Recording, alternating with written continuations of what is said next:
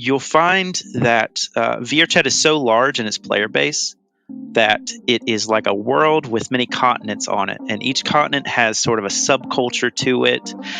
You'll find that in other platforms as well, but in VRChat, because the player base is so big, these subcultures are like deeper foundation created, and so each has their needs, and you can really see the hurt within the people that are in VRchat. Majority of the people are depressed.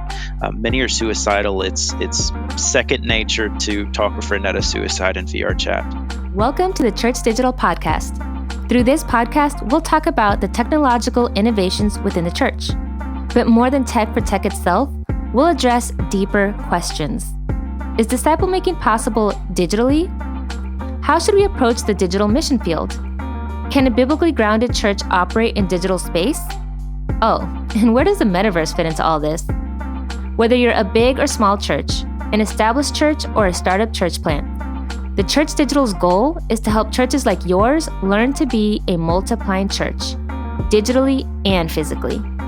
Our heart, that churches like yours would discover a newfound focus on disciple making that will revolutionize your church. And now, here's your host, Jeff Reed. All right, hey, you got the Church Digital Podcast. It's episode 242 here. Man, listen, I am excited about today in this conversation because really we're going to do a little deep dive, maybe a heartfelt check here, getting into virtual reality and what the church can and should look like and what the results can be for a church that's engaging in ministry in virtual reality. And so before we get into that, like I want to maybe do some self-promotion. Am I allowed as a podcast host? Can I do self-promotion? I don't do a lot of self-promotion, but I want to right here. So I wrote a book on church in virtual reality, and it's published right now. Like you can download it, you can buy it from Amazon, and I, Jeff Reed, would love for you to get a copy of this book. So I sat down with my Leadership Network friends, published through Exponential. And at the same time, we interviewed, maybe 14, 15 different people and quoted them, people that are out there exploring and doing ministry in virtual reality. As a matter of fact, today's guest is one of those that's quoted at least once, if not multiple times, within the book. And so, hey, look, if you're interested in the book, here's what I want you to do. Go to THECHURCH.DIGITAL/VR book. THECHURCH.DIGITAL/VR book. You can download the PDF from Exponential. The book is free. If you're like, hey, I want a hard copy, or if you're like, hey, I want Jeff to make some money on this deal, you can go buy the book from Amazon. The book is free, but if you want the hard copy, then Amazon, and I appreciate your support. Okay. Selfish plug over, although we'll probably plug some others in along the way. But hey, for now, let's bring in today's guest. So we've got Stewart Freeman coming in from Cornerstone VR. He is the VRchat director and a longtime friend here, or basically anybody from Cornerstone is a longtime friend here of the Church Digital. And so, Stewart, man, thanks for jumping on the show with me. Yeah, happy to be here. Thanks for having me. Awesome. So Stewart, if you're watching on YouTube, is the calm, collected one in this conversation. He doesn't let things ruffle. Like he's just always. I've never seen him worked up. Ever seen him worked up. I have a feeling maybe gamer. Maybe. Do you get worked up over anything, Stewart? Anything? Not too much. It's not really a problem I've had over this time. Very cool. So Stewart, why don't you just a little bit tell us about what you do for Cornerstone? Of course, Cornerstone. Yuba City, Jason Poling, Goose has been, Jason Poling, J-Po, Goose as well. Michael's used the Venice has been on the show several times. And I, Stewart, I know I've worked with you. I can't remember in what context. And no, you've been on this show before. We did the panel with you and Angel and Alice. And yeah, it was a good show. But why don't you, we'll throw the links in the show notes if you want to go backwards. But just for a minute, talk here a little bit. What do you do? What's your role with Cornerstone VR? So I am Cornerstone's director of VRchat. And so God led me to build a campus in VRchat and take what they were doing in Altspace at the time, 2.5 years ago, and bring it over to VRchat, the place that I was in before I was a Christian, and the people that I really blended with within that hopeless kind of space. So currently, I do a lot of evangelism in VRchat. I disciple people who come to Christ through the evangelism and through the church itself. I'm the director of the church, so I oversee everything, do everything on the back end, get all the social events, kind of things like that going, and shepherd the flock over there as well. So for the people who don't know what VRchat is, I don't think they can truly realize and encapsulate how much of a mission field VRchat is, maybe even compared to some of the others. I don't want to discredit one ministry over another, but if VRchat's I call it the red light district. DJ Soto calls it the wild, wild west. It's anything goes from an ethic or a morality level. But why don't you, Stewart, just maybe start to talk to us a little bit, start to explain to us a little bit about what VRchat is and maybe what separates it from some of the other worlds that are out there right now. So VRchat is currently the most immersive of all the virtual reality platforms. And within that immersion, people really reach out to it to find an escape, to find where they could get a glimpse of hope at. And so within that immersion, there are tons of places that you can turn to. Strip clubs, all kinds of just crazy things. And you'll find that VRchat is so large in its player base that it is like a world with many continents on it, and each continent has sort of a subculture to it. You'll find that in other platforms as well, but in VRchat, because the player base is so big, these subcultures are like deeper foundation created, and so each has their needs, and you can really see the hurt within the people that are in VRchat. Majority of the people are depressed. Many are suicidal. It's second nature to talk a friend out of suicide in VRchat. And so these are people that are really in our backyard. Majority of these people are United States. These are usually young adults, I would say, for VRchat range. You've definitely got some young ones, but those are only in the public worlds that everybody tries to avoid. But these are young adults, a lot of them just coming out of high school or college, and they're trying to figure out what to do in life. And a lot of them are really in a depressed stage and trying to find where hope is. Yeah. So, I mean, right off the bat, Stewart, you're throwing up, I would say red flags, but things that, as we're doing ministry, things that we need to pay attention to.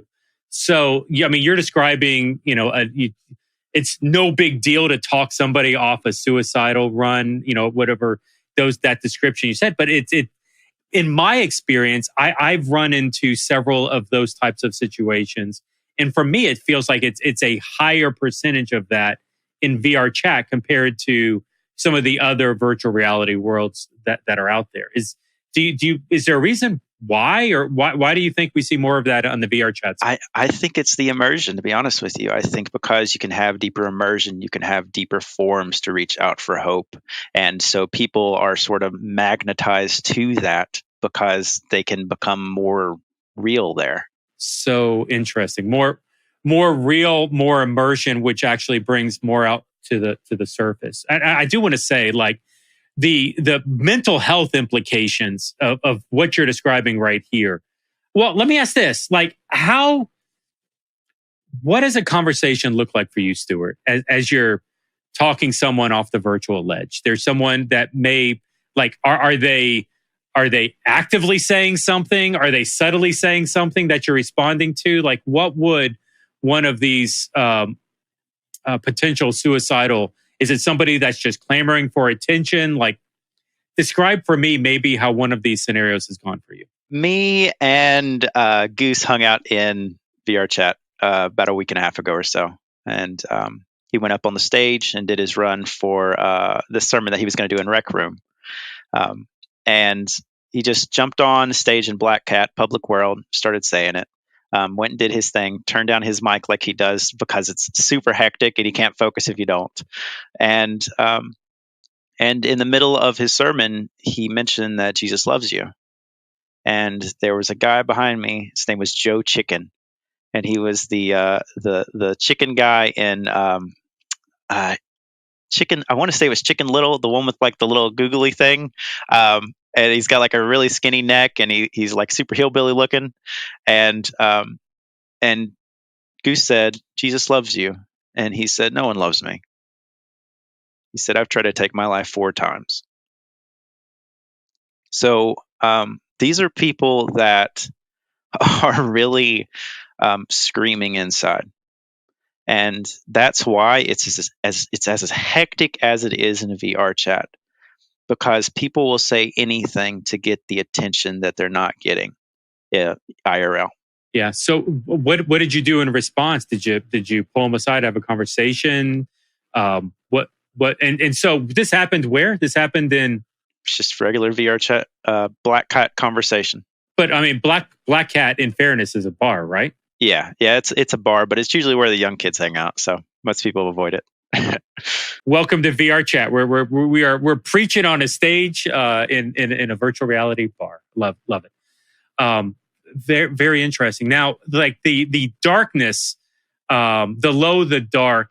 This is something that I really want to dig into in 2023, because like I'm convicted, Stewart. I don't know many seminary trained full-time pastors that can adequately handle a suicidal person in the moment, much less a bivocational kid or a volunteer in virtual reality. And so setting up and making connections and finding ways to properly train people to handle situations like the suicidal situation that you're describing. Like I want to make sure that we know what we're doing in that space.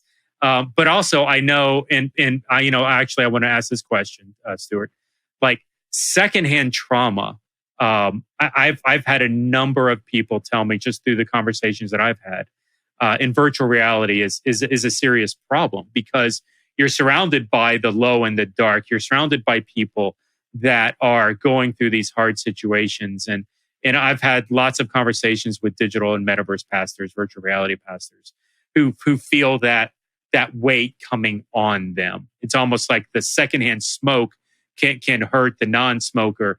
The secondhand trauma, kind of experiencing that, can be a weight on you. And that's not to stop doing the ministry, but it's understanding how to feel that tension. Stewart, have you ever, as you're doing ministry in virtual reality in the wild, wild west, do you ever feel some of that tension or some of that weight? Every day. God has made it very clear that He is my only rest. And in the midst of those moments that consistently happen in such a dark place, He's made it clear that He'll carry me through it.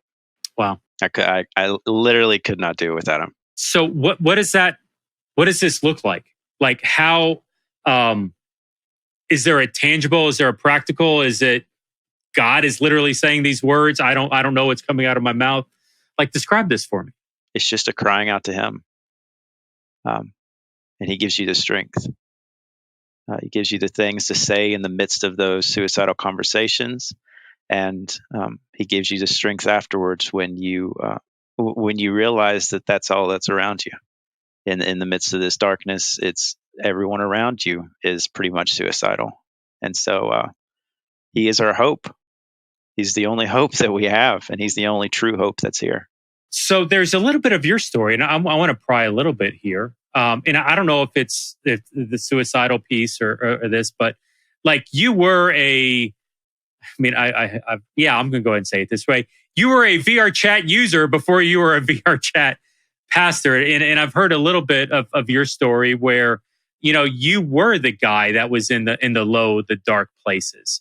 And so would you feel comfortable maybe just sharing a little bit of for us? My context here and audience, what I want to throw at you is that Stewart's is actually a beautiful example, his story of somebody that found Christ and is now multiplying and pouring back into virtual reality. Like this is an example of somebody that was taken from VR and is now doing ministry in it. So, Stewart, maybe as we're talking here a little bit, set your story. Tell us a little bit about maybe what your life looked like in virtual reality before Christ. So, VRchat is like you're riding a high roller coaster. You're trying to figure out where the next high is to be able to find where the next glimpse of hope is. So, I mean, you've got so many areas that you can go to in VRchat. It's so hard to even like put into words. You've got clubs that are in hell. Like my time in VRchat before I was a Christian was just me trying to seek that hope. And I found a good amount of friend groups from it. It's really awesome. It's a really awesome place socially. Majority of people jump into VRchat just because of its social aspect. And so I, IRL, just had finished a 6-year relationship. And it really brought me into my darkest time because of the decisions she made afterwards. And so in the midst of my time in there where I was trying to find some sort of happiness, IRL, I had a divine intervention moment that really brought me out of it. IRL in real life. Do you feel your pre-Christ was your approach in virtual reality, was that the same as it was physically, like the low dark? Were you able to separate the spheres, or do you feel like virtually and physically melded into one? I would say I could separate them. Okay. I would say that I reached out to that to sort of go deep within myself, and on face value, I was different. Do you feel like people knew you physically as well as virtually, or vice versa? Yeah. Oh yeah. VR is a place where you can actually be real.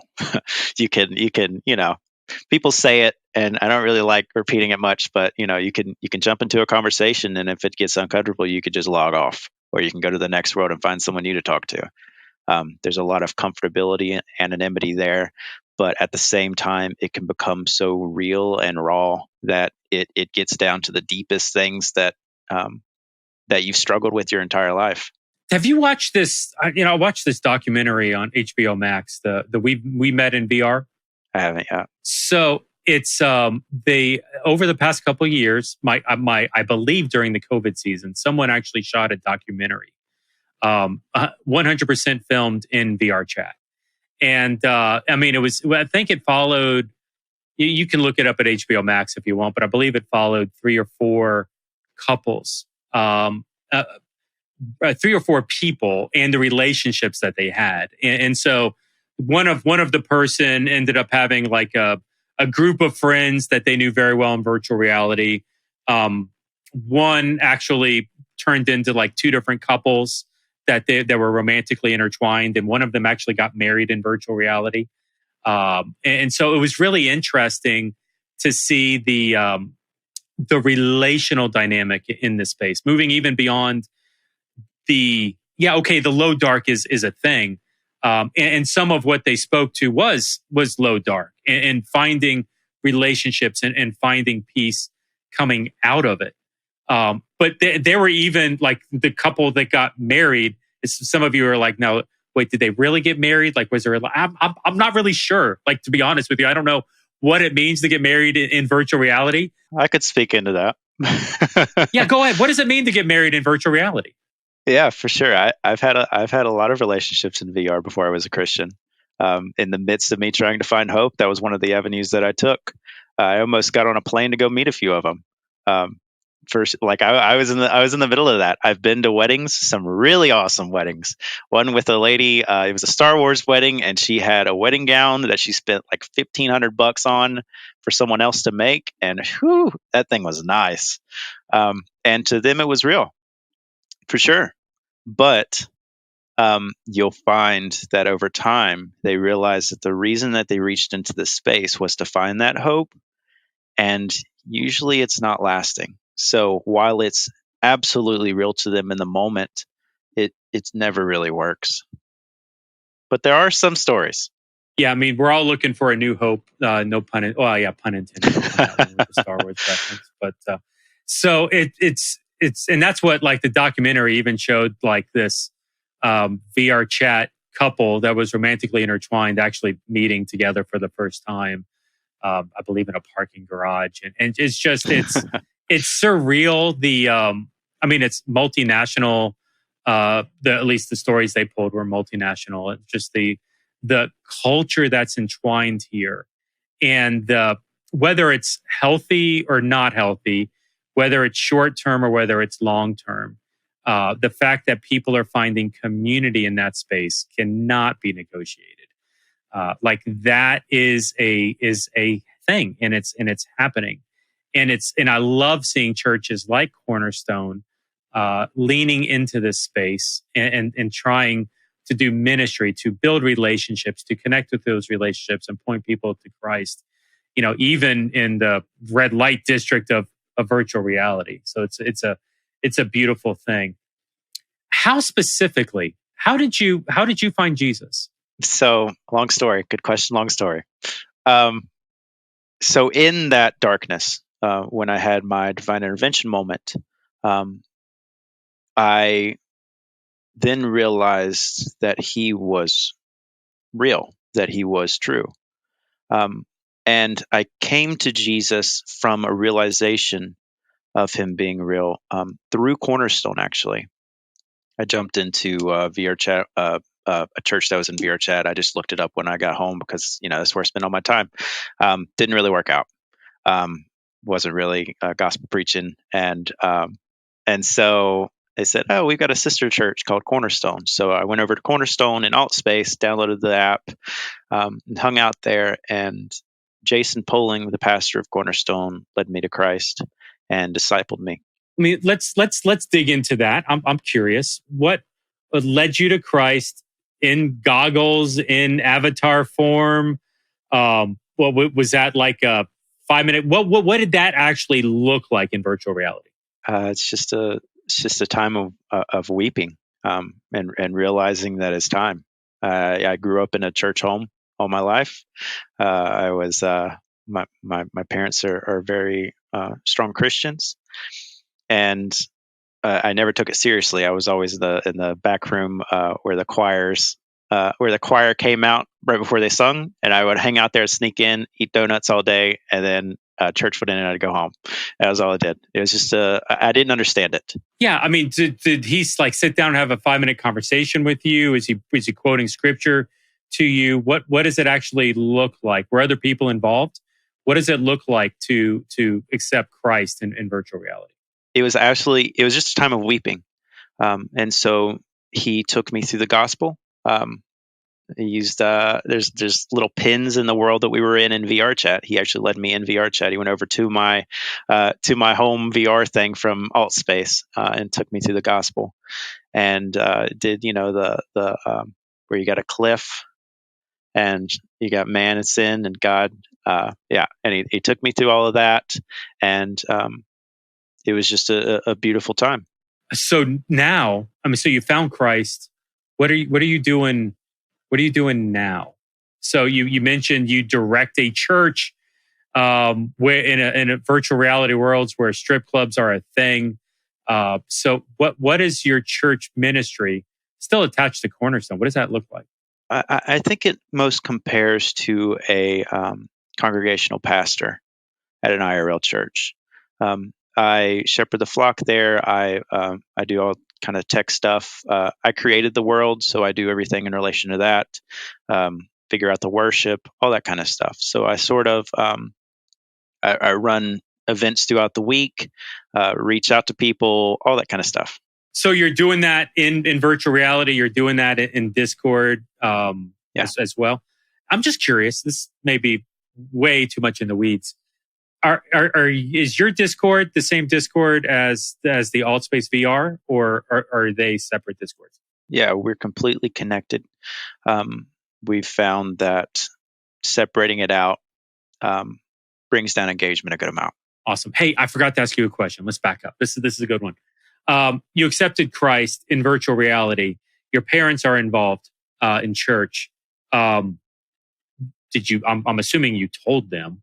Like, were they like, yes? Were they like, what's virtual reality? Like, what was their response when you told them about your life change in VR? Yeah, they were overjoyed. I mean, the parents, they've been praying. I thought that I gave my life, I became saved when I was in about sixth grade at a church camp my parents forced me to go to. It was the first time that I corporately felt the presence of the Holy Spirit, and I didn't really know what that meant. And I didn't take any steps after that. I didn't change my life for Him. I just kept living, no different whatsoever. And so I think they realized in the back of their mind that I wasn't born again. And so, yeah, I would say they didn't learn about it deeply until God called me to plant a church in the space. So let's talk about that calling. What does that mean? God's calling you to plant the church in this space in VRchat. What does that mean to you? So we have a thing we call Dream Team. It's just a volunteer team. It meets weekly, and we discuss everything that's happening. And God put it on my heart that He wanted me to do that very clearly. It was just a direct call. So, like, what do you do then? You've got this call. I'm guessing you talked to JPO. What was his response? What have been some next steps that you've done since then? So that night, I downloaded the things I needed to build the world. I never built anything in my life. I'm a gamer, but when it comes to that kind of stuff, you could pull Billy Bob off the side of the road and he would be equal to what I was then.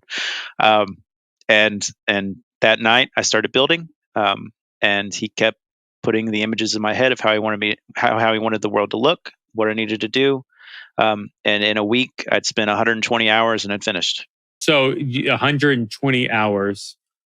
How many hours are there in a week? 167? 168? Something like that. So like you spent 75% of time in general. Yeah, I took a week off. I mean, I don't want to be like, all you did was like this and sleep, but it sounds like that's probably what you did to build out the VR world. How does Jason or Goose, how do they help you? Like, technical aspects is beautiful. How does Jason or Goose help you towards maybe some of the pastoral aspects, the shepherding, the caring for it? Like, I'm sensing you're a very kind of abrupt to the point person, but even through that, I'm sensing the heart that you have for the low and the dark and for the people in this space. How are they helping prepare you to do ministry in these worlds? In this kind of a space, you can't really be prepared by anyone but God, to be honest with you. So it's a constant running to Him, but it does require a support team in the midst of those times where you need to crown someone's shoulder. And Cornerstone's been a great support team for that. So talk a little bit about that. How are they providing support? Yeah, I mean, they're just there. They have classes that I could take if I wanted to and get deeper, but ultimately they're there for me to talk, and they've experienced a lot of this stuff a lot more than I have, and so they're just someone to speak into. Are there stories? Anything that you can share at this point? Just straight stories. What does an average day look like? What does a weekend look like? What's a Tuesday afternoon look like in the life of a Cornerstone VR chat? So, for instance, on Thursdays we have a worship event, and so we have 20 some people that come into the church campus in VRchat, join off me, and we sing praises for about an hour straight, and then we read scripture after. And I found that for a lot of people that come, and they can bring their friends and everything, found that a lot of people that come, it's the only time that they really get scripture into them. And so we just straight read through like 3 chapters in the Gospels, and and then normally after that, I'll either go and evangelize in a space and just reach out to those that are hurting, or what does evangelize look like? You just walking up to avatars on the street and just sharing Jesus? The direct approach doesn't really help in a space where people reach out to focus on social aspects. You really need to grow relationships with the people. You really need to let them know that you are someone that they could feel comfortable talking to before you get into those deep kind of conversations, because they have so much built up emotions and struggles that they're waiting for the right person to come to tell them to, and they need to make sure that you're that person before they get to that stage. So it is straight up. I mean, you've got people that stand in front of mirrors. It's a VRchat thing where they just stand in front of mirrors and sit there and talk to their friends while they're looking into the mirror, and they'll do that 12 hours a day, every day of the week. So it's just walking up to one of those people, sort of following where the Spirit leads in regards to like who to talk to, what worlds to go to, and you just stand there and you just hang out and talk, and you bring that up once you realize what specifically they are struggling with, and you really dig into the gospel there, and you see how in such darkness the light of the gospel can really shine through. What does it look like to build relationship? I mean, you're talking, somewhat cold. Are you?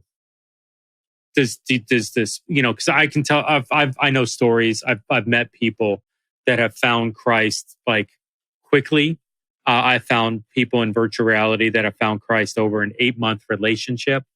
What do you feel like, especially in VRchat, as liberal as that world is? Liberal may not be the right word, but hopefully you understand. Is it hard to make relationships quickly? Is it hard to get to evangelism and disciple making? Do you find it's quick? Is it a slow burn? Kind of like what's your take on that? I think it's quick. I think when the Spirit's leading to that conversation, you'll find in VRchat specifically that people are ready. People have been trying to seek where the bread of life is. They've tried everything else. This is sort of the end for them. They've already given up on real life, and now they're in this space to try and figure out more options. And when they find out that the truth really does lie in Christ, when you give them the gospel, that's where they really find where true hope is. So would you classify the average VRchat user as spiritually seeking? Do you think that they have an awareness of Jesus? They have no awareness of Jesus, cold to Christ? Like, where would you put on the the thermostat? Where would the average VRchat user be? The average VRchat user, in their mind, sees Jesus as a meme, something that old senile people go to and people joke about. You've got VRchat worlds where Jesus is smoking weed on a couch, and then the world's called a church. It gets crazy. What does the average person think about Jesus in virtual reality? You'll find that Jesus is really memed in this space. All their friends, they just joke about Jesus. You've got worlds where Jesus is smoking weed on a couch, and they also think that it's something that old senile people believe in.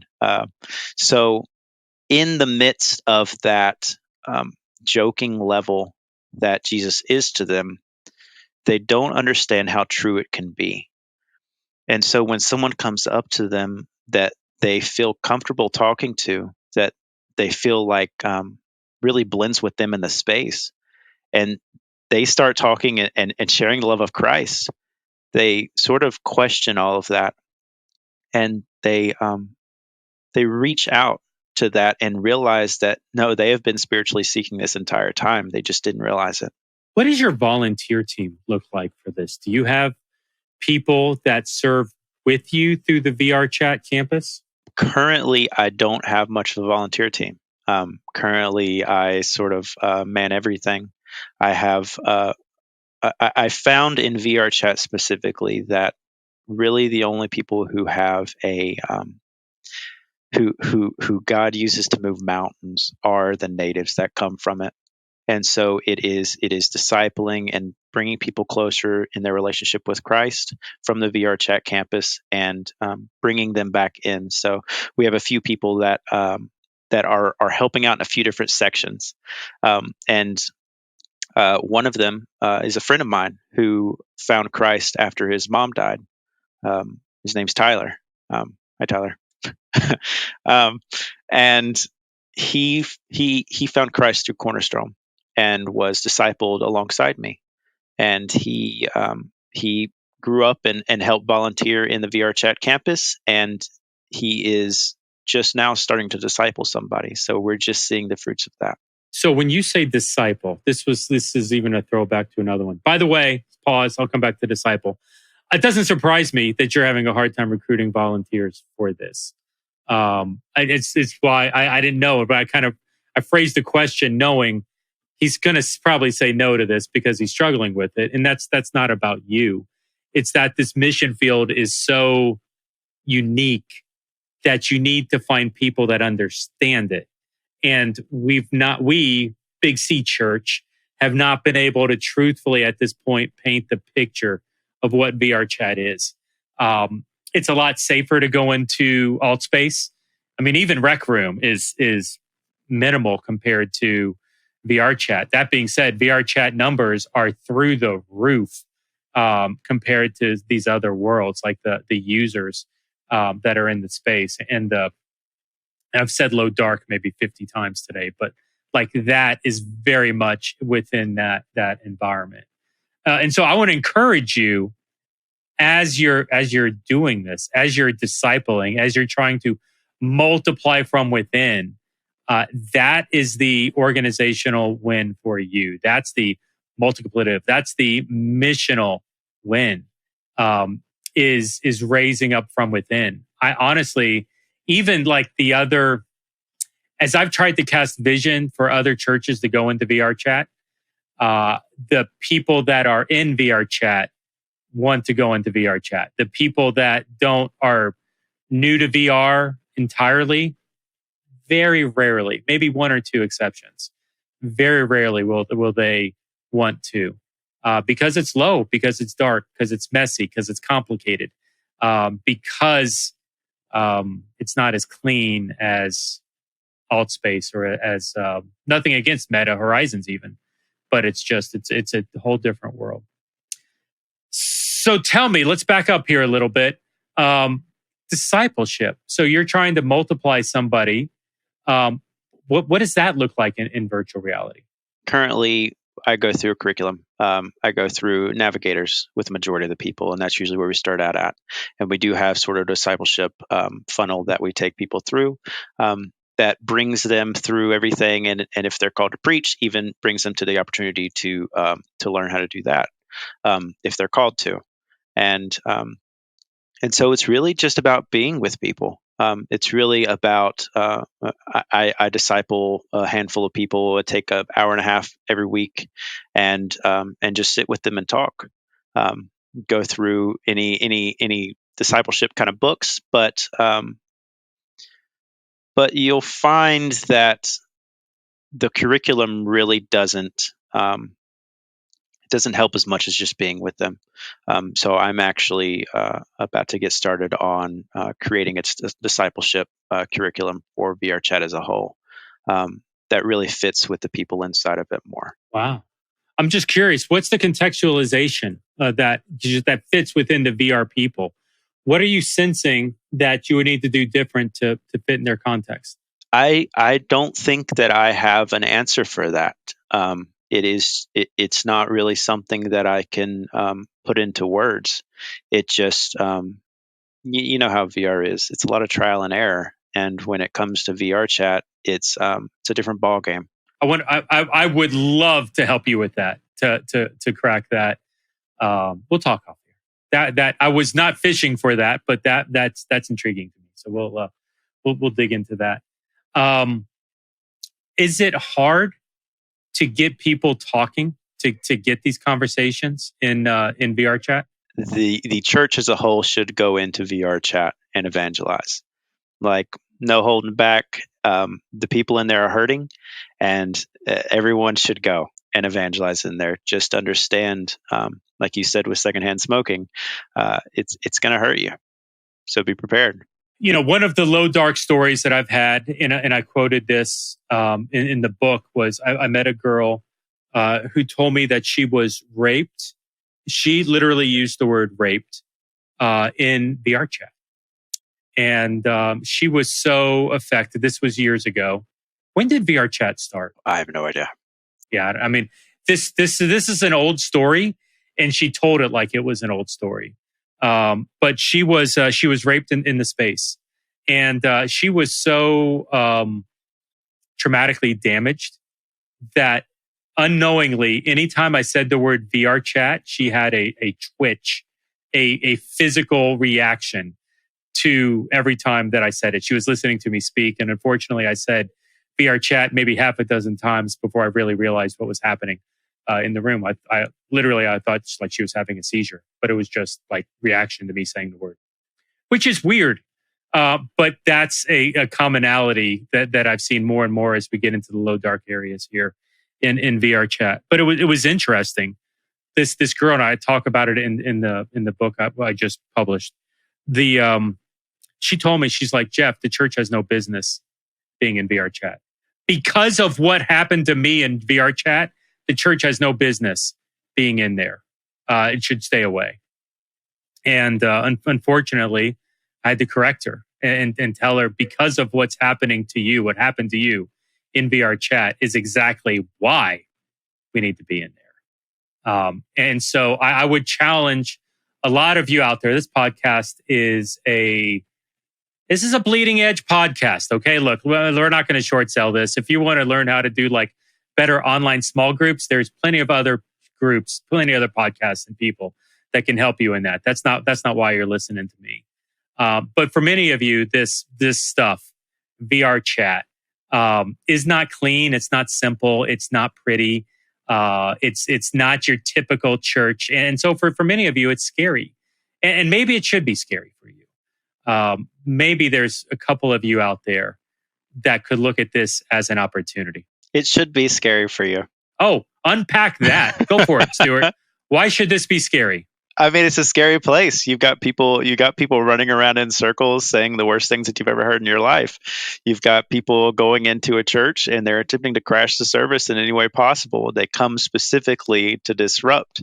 So yeah, it should be scary for sure. But that's exactly why we need to be there, because the reason they're doing that is because of the pain that they have. Well, let me ask you this. Churches that are wrestling with doing this, not even like Altspace. Let's focus. They're good into the scary stuff. What advice would you give them? What advice would you give a church that was starting out or really starting to explore the idea of VRchat? I'll be honest with you here, Jeff. I don't think that a church should come into VRchat unless they're very specifically called to come into VRchat. Interesting. I have seen damage that has happened from churches in the space that really are not preaching the gospel as it should be, and have had to take people through the damage that has caused. So yeah, if you're not called, don't come. Let's unpack that. I would love to, because I don't disagree. But you know what I've seen in many ways, Stewart, and I would put you as an example of this. I think Alice, Queen of Hell, Alice in the Palace, I think is an example of this in Rec Room. But there are persons of peace in these VR spaces where I've seen so much collaboration and opening. A person of peace in biblical context is someone who would live in an area, in a town, and would help churches get started in that area, or would help the missionaries, or help the Jews, like whoever. They would be the person in the town that would be sympathetic to the calling and would help towards that. Do you agree with some of my assessment? I would love your take. Completely open and honest here. Like my assessment of you as a person of peace, where you've helped others go into that space or better understand it. Alice, some of the stuff that she's doing in Rec Room, do you see that potential helping churches getting started in that space? I do. It takes a very specific kind of preacher to come into the space. But apart from that, yeah, absolutely. I'm helping someone right now, actually. What are some of that's beautiful? What are some of the nuances that you'd have to? You said teaching. Teaching's different. How's it different? You have to be such a specific person to the point of where someone can walk into the room and they feel as though you are part of the culture that they just came from in the other world that they just left. So usually it requires sort of an ADHD kind of guy who's a little hectic, who's all kinds of squirrel, like Jason Poling is. He's an absolute amazing person for this space, and yeah. What other differences or nuances do you see maybe between VRchat and either physical or other virtual church? You mean like between the platforms? Yeah. When it comes to the social aspect of VRchat, I find it to be a lot different than the other spaces. People spend more time in the space outside of just the events that they want to go to. A lot of the other platforms are very event oriented. Going in and hanging out with some friends at a specified time and doing all that kind of stuff. Well, VRchat is, this is all that I do. I come home from work, I get on VRchat. Like for instance, if you know the space well, you know that tons of people get on right when they get home from work, and they go to a drinking world and they play drinking games until 4 a.m. until they pass out. And then they go to work the next day and do the same thing again.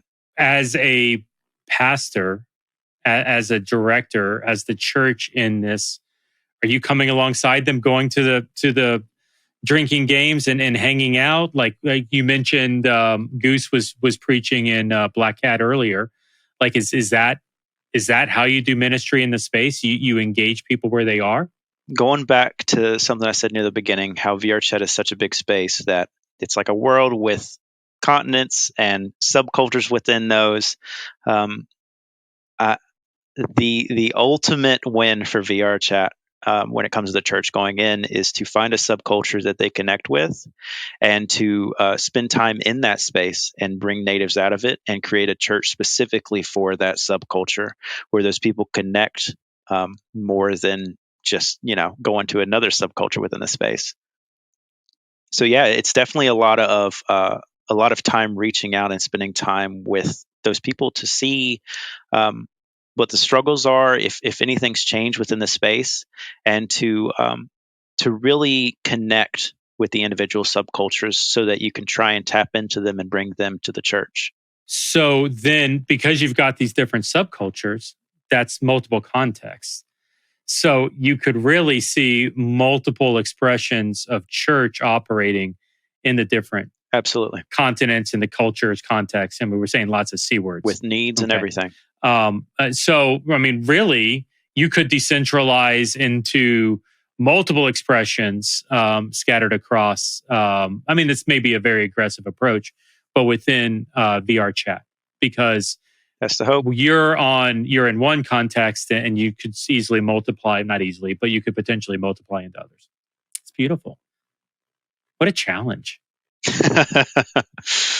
Yeah. What's your biggest obstacle right now? When it comes to the platform itself, the biggest obstacle any church will find when going in is the world, the instance, and how it's locked down. Altspace has where you can broadcast instances, and you can get like a ton of people. You can get like 4,000 people if you wanted to in this space. VRchat is single instanced. You can't really broadcast well unless you're going to do video, which I really would not recommend in this space. It would be worse than it would be good, just because of the deep connection that the people have. Putting up a video is just gonna sort of say that what you're doing here isn't real. Come back to the real. It doesn't do anything.